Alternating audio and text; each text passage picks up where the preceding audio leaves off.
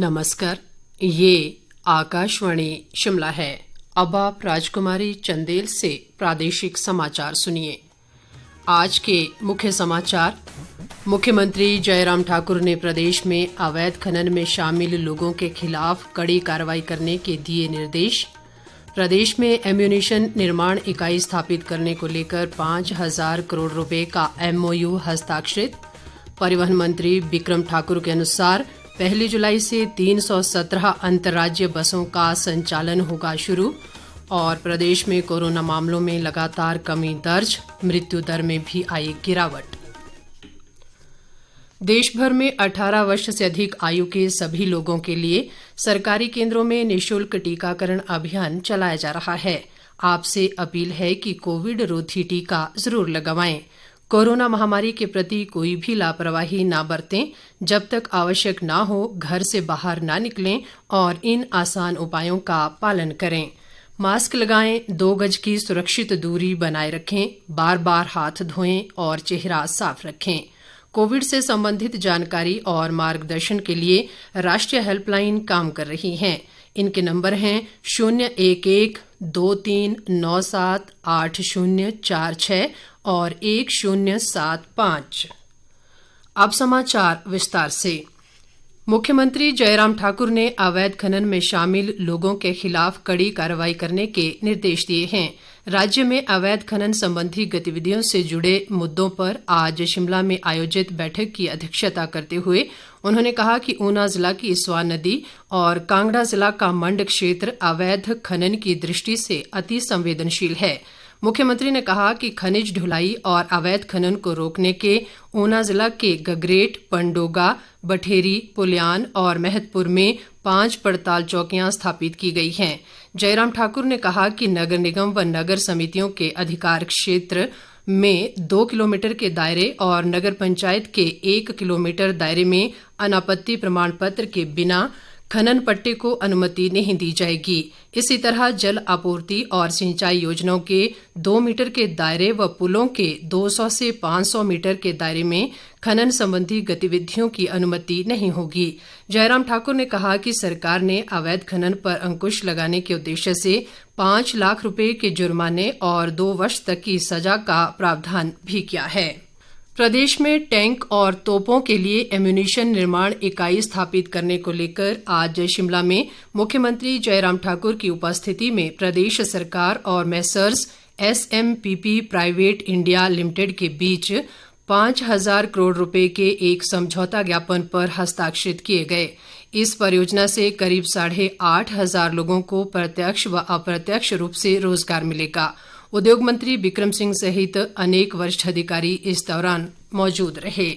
शिक्षा मंत्री गोविंद ठाकुर ने मनाली विधानसभा क्षेत्र की ग्राम पंचायत ब्राण में आज नवनिर्मित पंचायत घर का लोकार्पण किया। इस अवसर पर उन्होंने कहा कि प्रदेश सरकार द्वारा गांवों के विकास के लिए पर्याप्त धनराशि प्रदान की जा रही है। उन्होंने कहा कि पंचायतों के चुने हुए प्रतिनिधियों को जरूरतमंद लोगों की यथासंभव सहायता करनी चाहिए।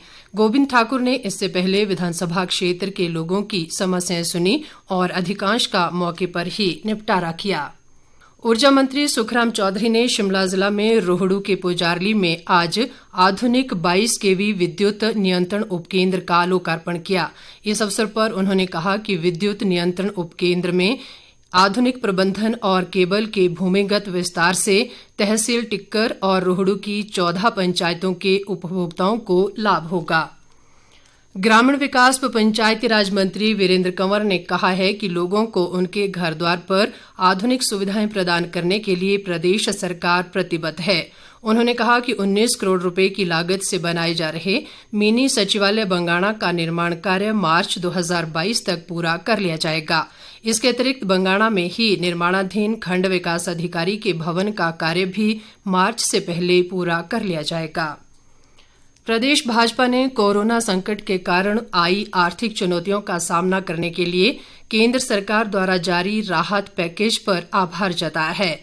पार्टी अध्यक्ष सुरेश कश्यप ने कहा कि केंद्रीय वित्त मंत्री निर्मला सीतारमण और वित्त राज्य मंत्री अनुराग ठाकुर ने कोरोना प्रभावित सेक्टर के लिए 1 लाख करोड़ रुपए से अधिक की ऋण गारंटी योजना की घोषणा की है, जिसके तहत स्वास्थ्य क्षेत्र में 50,000 करोड़ रुपए और अन्य क्षेत्रों में 60,000 करोड़ रुपए खर्च किए जाएंगे।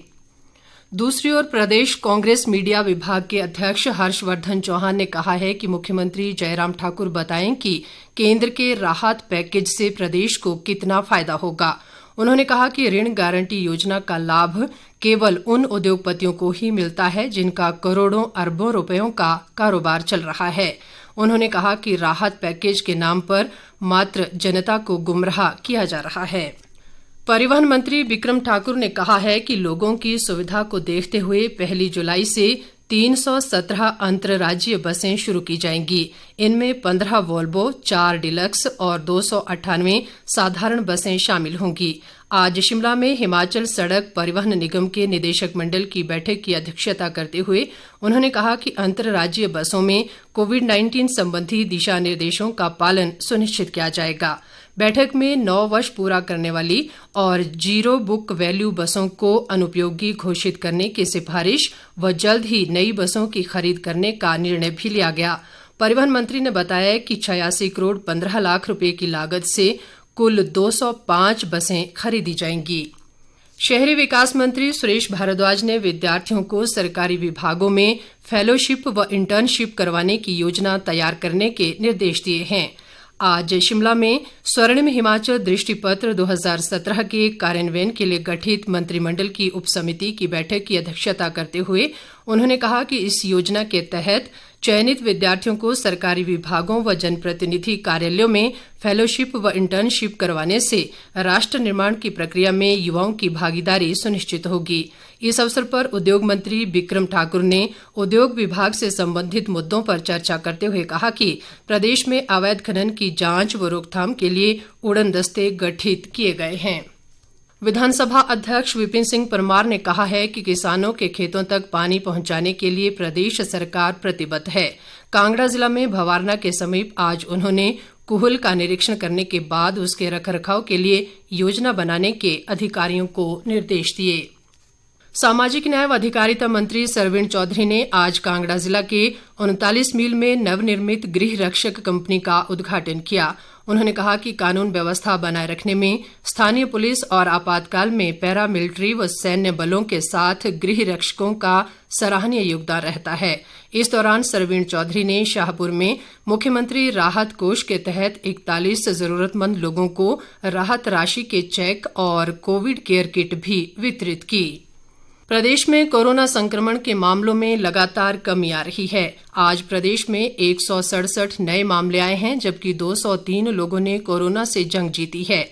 प्रदेश में कोरोना के कुल मामलों की संख्या 2,01,980 तक पहुंच गई है, जिनमें से 1,654 सक्रिय मामले हैं, जबकि 1,96,837 लोग उपचार के बाद स्वस्थ हो गए हैं। कोरोना संक्रमण से आज अभी तक केवल एक व्यक्ति की मृत्यु हुई है और प्रदेश में कोरोना से मरने वालों की संख्या बढ़कर 3,461 हो गई है। प्रदेश में 18 से 44 वर्ष के आयु वर्ग के लाभार्थियों के लिए कल 30 जून को आयोजित किए जाने वाले टीकाकरण सत्र रद्द कर दिए गए हैं। स्वास्थ्य विभाग के एक प्रवक्ता ने बताया है कि इस श्रेणी के टीकाकरण के लिए जुलाई माह में नई रणनीति तैयार की जाएगी। उन्होंने कहा कि 30 जून को केवल 45 वर्ष से अधिक आयु वर्ग के पात्र लाभार्थियों के लिए वैक्सीन की पहली व दूसरी खुराक के टीके लगाए जाएंगे। इस बीच जो लोग शिक्षा के उद्देश्य से या फिर टोक्यो ओलंपिक खेलों में भाग लेने वाले भारतीय दल का हिस्सा हैं और विदेश यात्रा के इच्छुक हैं, वे कोविड वैक्सीनेशन प्रमाण पत्र के लिए कोविन पोर्टल पर पासपोर्ट विवरण अपडेट कर सकते हैं। प्रदेश पुलिस महानिदेशक संजय कुंडू और हरियाणा के पुलिस महानिदेशक मनोज यादव ने मुख्यमंत्री जयराम ठाकुर से आज शिमला में भेंट की। उन्होंने मुख्यमंत्री को दोनों पड़ोसी राज्यों के पुलिस बलों द्वारा अंतर्राज्यीय सहयोग, विशेषकर नशीले पदार्थों की तस्करी तथा संगठित अपराधों की रोकथाम के लिए किए जा रहे उपायों के बारे में अवगत करवाया। दोनों अधिकारियों ने मुख्यमंत्री को उच्च स्तरीय सहयोग प्रदान करने का आश्वासन दिया ताकि असामाजिक गतिविधियों को समय पर रोका जा सके। सूचना और प्रसारण मंत्रालय की विभिन्न इकाइयों और केंद्र व राज्य सरकार के विभागों की इंटर मीडिया प्रचार समन्वय समिति की मासिक बैठक आज वर्चुअल माध्यम से आयोजित की गई। बैठक की अध्यक्षता पीआईबी चंडीगढ़ की अपर महानिदेशक देवप्रीत सिंह ने की। उन्होंने 18 वर्ष से अधिक लोगों को निःशुल्क टीकाकरण अभियान के प्रति जागरूक करने के निर्देश दिए। बैठक में विभिन्न मीडिया इकाइयों और सरकारी विभागों के प्रतिनिधियों ने जून माह के दौरान अपने अपने विभागों की विशेष गतिविधियों की जानकारी दी। अंत में मुख्य समाचार एक बार फिर। मुख्यमंत्री जयराम ठाकुर ने प्रदेश में अवैध खनन में शामिल लोगों के खिलाफ कड़ी कार्रवाई करने के दिए निर्देश। प्रदेश में एम्यूनिशन निर्माण इकाई स्थापित करने को लेकर 5,000 करोड़ रुपए का MOU हस्ताक्षरित। परिवहन मंत्री बिक्रम ठाकुर के अनुसार 1 जुलाई से 317 अंतर्राज्यीय बसों का संचालन होगा शुरू। और प्रदेश में कोरोना मामलों में लगातार कमी दर्ज, मृत्यु दर में भी आई गिरावट। इसके साथ ही ये समाचार बुलेटिन समाप्त हुआ। नमस्कार।